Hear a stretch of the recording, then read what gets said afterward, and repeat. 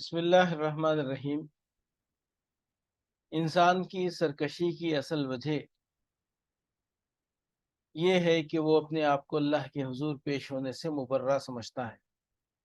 فہرست موضوعات تفہیم القرآن، جلد ششم، عنوان آخرت، صفحہ 397، سورہ علق، آیات 6 تا 8۔ کلا ان الانسان لیطغی ان رآہ استغنی ان الی ربک الرجعی۔ ہرگز نہیں، انسان سرکشی کرتا ہے اس بنا پر کہ وہ اپنے آپ کو بے نیاز دیکھتا ہے، حالانکہ پلٹنا یقیناً تیرے رب ہی کی طرف ہے۔ الرعاہ استغنا، اس بنا پر کہ وہ اپنے آپ کو بے نیاز دیکھتا ہے، یعنی یہ دیکھ کر کہ مال، دولت، عزت و جاہ اور جو کچھ بھی دنیا میں وہ چاہتا تھا وہ اسے حاصل ہو گیا ہے۔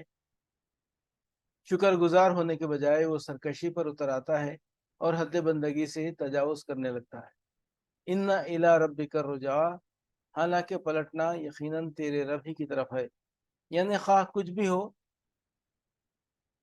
کچھ بھی اس نے دنیا میں حاصل کر لیا ہو، جس کے بل پر وہ تمرد اور سرکشی کر رہا ہے، آخر کار اسے جانا تو تیرے رب ہی کے پاس ہے۔ پھر اسے معلوم ہو جائے گا کہ اس روش کا انجام کیا ہوتا ہے۔